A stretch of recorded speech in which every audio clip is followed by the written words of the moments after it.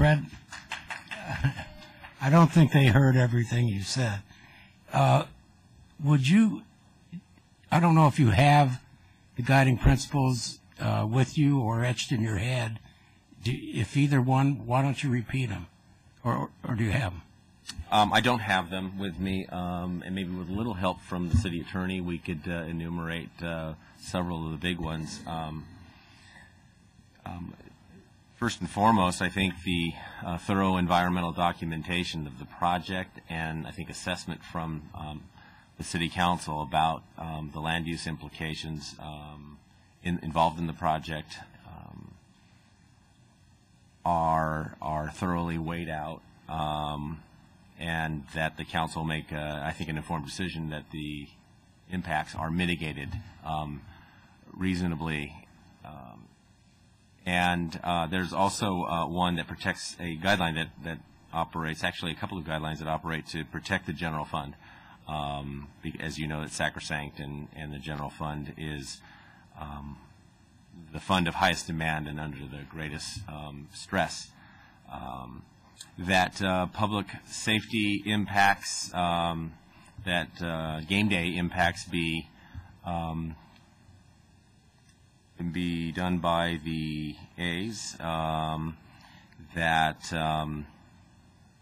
public safety impacts are also to be considered by the A's, offset or perhaps a potential contribution by the A's as well on that.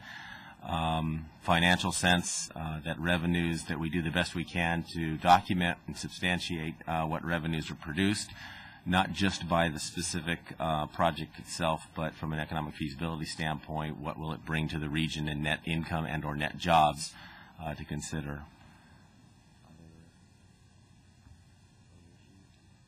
I mean, those are key. You know, I probably listed 4 or 5 there, but I'd say there's probably a dozen guidelines, but they all revolve around those 4 or 5. Any comments or questions? Mr. Levine, did you have a comment? Oh, I thought I saw your hand. Okay. Please, Mr. Council. Ms. Kaimak, could you quickly talk about generally the land use decisions that the council would make from the current zoning to the request that is being made at each of these sites, and also address with the completion of the BART extension through Irvington and Warm Springs, what type of land use issues or challenges might the city have? What's being asked of us on this project, and then what generally is being asked of us? So the second question first, going through the extension of BART down through Warm Springs and eventually down to San Jose, one of the questions regionally we have to look at, and what is going to be before the council, and the council has actually already endorsed a transit-oriented development, which is high-density office mixed use around a transit node. And so that is one thing that the council has endorsed from a green point of view and also from a planning point of view.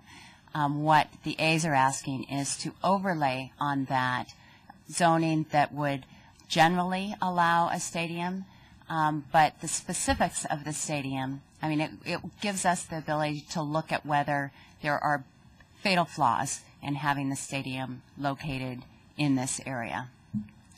In the future, if the stadium comes in and it's different than what we analyzed, there would have to be another environmental review of the stadium specifics and how that potentially impacts the neighborhood. If it's under the thresholds that we analyze, then it would be Planning Commission approval and City Council approval in order to have the project go forward. Okay. I'm sorry. I'd just like to know, what has the city been doing in has there been any survey that's been conducted throughout the city to see what is what is the desire of the population here?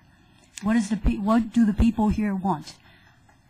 I don't know what the developers have done, but the city's point of view is that we have to be completely objective, and it's not staff. Yeah, it's a survey for the entire city. Well, we look at it from an analytical point of view. We look at lighting, foot candles, we look at noise, decibels, we look at traffic congestion, we look at levels of service. And that information we provide to the council, and the council then puts that in with feedback of what they've heard from the community, and they make this decision. But from a staff's point of view, it's completely based on data and the numbers. There's a request or something for people to turn in their input by December 18th, and what happens to those comments? So we received about 2,000 letters in the 30-day scoping period between November 17th and December 18th. We have all of those, and if the project goes forward without changing, we will respond to all 2,000 of those comments. Some of them are repetitive, and so we will group them in comment areas. But our consultants, our outside consultants, have to analyze legally and respond to all the comments that are raised. Our expectation is that we're going to resubmit a notice of preparation if we do these two projects equally, and that will give the public another opportunity to, again, provide comment. And what we're asking for is not whether you like the project or whether you think it's a good site or not. We're asking for local knowledge and agency knowledge on what we should analyze objectively.